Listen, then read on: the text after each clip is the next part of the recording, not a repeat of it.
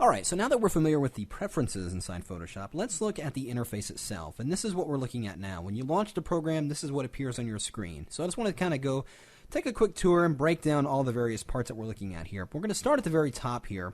And we have our various main menus. We have the File menu, Edit, Image, Layer, Select, Filter, Analysis, 3D.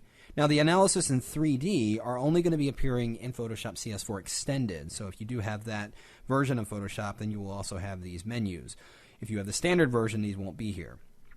Now, of course, we have the View and Window menus. Now, each one has its own properties. File determines a lot of the file behaviors and saving files and stuff like that, various edit features, and we're certainly going to cover these throughout the course, but I just want to give you an idea of what is where. The Image determines a lot of adjustments and various resolution and color spaces and things like that. That's where you determine. The Layer menu is very involved with all kinds of various options for managing your layers. Select menu determines and edits selections that you create. Filter menu, this is a whole lesson in and of itself. Filters are very involved effects that you can apply to your images to enhance them, create visual effects, do illustrated effects, various things like that. And we'll talk about that a little bit more later in the course. The analysis is for medical professionals where they can determine and set up various measurements for medically based images like DICOM and such like that. But unless you're a medical professional, this really isn't relevant. So we're going to move right along to the 3D. Again, this 3D feature is only available in Photoshop CS4, but unlike the previous version of CS3, 3D is a bit more involved now. They did introduce Photoshop or 3D in Photoshop CS3, and if you've used that version at all, you'll notice that the 3D features were very limited. But now in Photoshop CS4, we have considerable number of new tools for working with 3D. The View menu determines how your images are viewed inside Photoshop. You can do the zooming, set up your screen modes, and show guides, grids, everything like that. The Window menu opens up all the various panels that are located in Photoshop. And you'll notice by default, a couple of them are already on. Panels that are on, or anything that's active, will have a check mark next to it, as you can see right here. So the color panel is open, the layers, the application frame. So all these various windows are open. And to open any panel that isn't open, just simply select it. So if I go in here and choose Actions, you'll see that it pops up. Now notice what it did. It popped out of what it's called a group, a tab group. So jumping right along, and we're going to talk about panels now, is that you'll notice all these panels are tabbed. So you can click on each tab and it will open up that particular panel. Some of these panels are grouped and you're able to detach them out of their existing group. So if I just grab this in this open area here and drag it out to my document, it basically removes it from the dock and is now a free-floating panel. You can still access each one of these panels. You can even remove panels from their existing panel groups and make them individual panels. You can also minimize these down to icons by clicking these small little arrows in the top, just like that, to minimize the area that the panel occupies. It still keeps the panel open, but it minimizes your screen area so you can work a little bit better. And to access them, you simply click on it. It opens up temporarily, and you just click the arrow, and it pops back in. And all these can be redocked right back into your panels just by dragging it over, and you see it highlights at the bottom there, indicating that it's about to be docked in there, and there you have it. And just simply minimize that. So it's a quick and easy way of managing how the panels can be grouped, ungrouped, moved around, everything like that.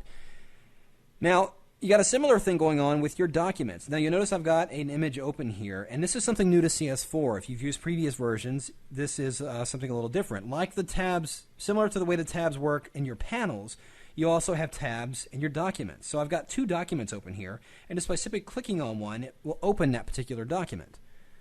Going back over here, jumping back in between them. Now, if I want to rearrange the order here, I can simply drag this over, and you'll see that they switch places. So if you have more than two documents, if you've got 5, 6, 7 documents, you can rearrange them similar to the way you rearrange panels. You do the same thing over here. You just drag and move the panels around.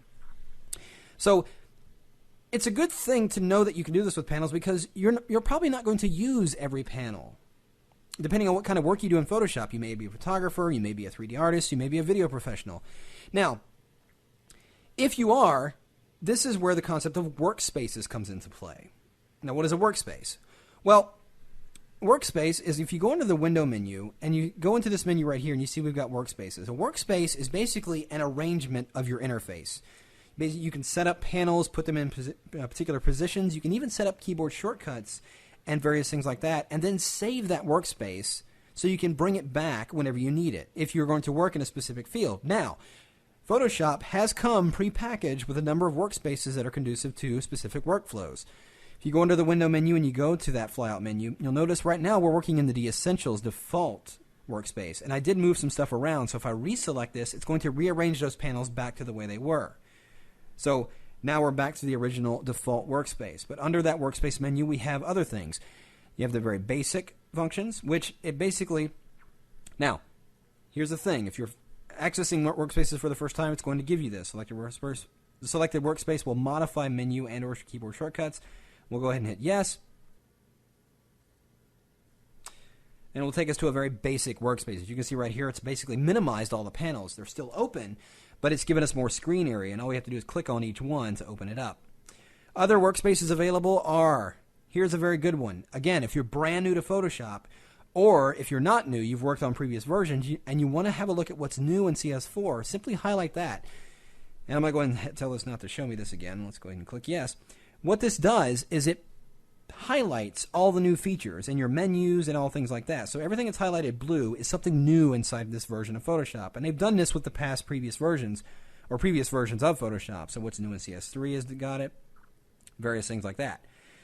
And just below that, we've got a number of categories for different types of workflows. Let's say if you're a 3D artist, you can choose the 3D workspace, and it will bring up the 3D panel, as you can see. It's got the layers panel. And you have workspaces for painting, analysis, color and tone if you're doing color correction on a number of different photographs. So these are quick and easy ways to get used to. There's a video workspace, which brings up the animation panel. So as I mentioned, these are prepackaged workspaces that are available right away inside Photoshop. So if you go in here into the workspace, and you'll notice you have another option down here at the bottom called Save Workspace. As I mentioned earlier, we can go in here and decide, open up certain panels and rearrange them however we want to do it.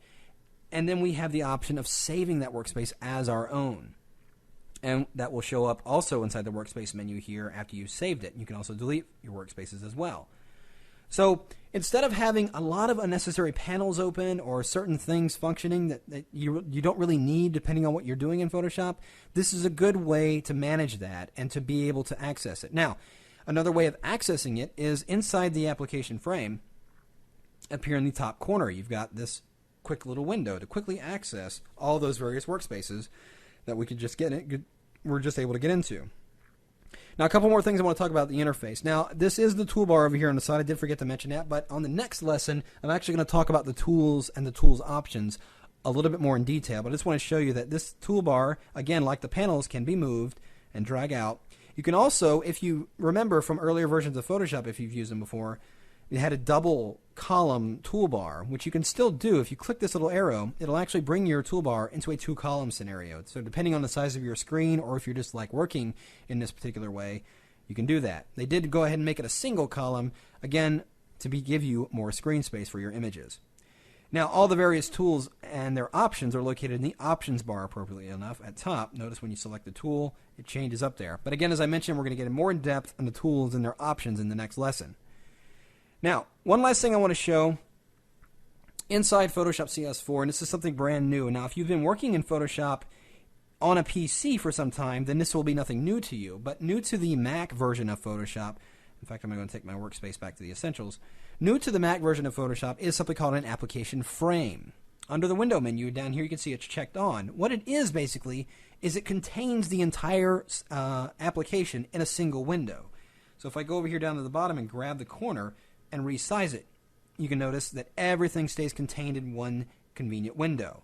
So I can resize this for the purposes of recording, like I'm doing right now. It makes it easier to consolidate everything into one simple window that I can resize and not have a bunch of scattered panels everywhere. The beauty of this inside the Mac version of Photoshop is that it's optional. If you go into the window menu, you can down here and turn it off. By unchecking that, now we're back to the way Photoshop was once before, where we just have we can see our desktop right behind the windows, and everything looks great.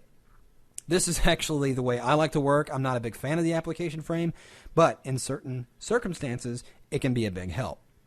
So There's a quick overview of the entire interface of Photoshop and how you access certain functions. And we're going to be using these features throughout the rest of the course, but I just wanted to give you a quick little here's where this is located type of thing. Now in the next lesson, as I mentioned, we're going to talk a little bit more in depth about the tools and the toolbar and the options that go with it.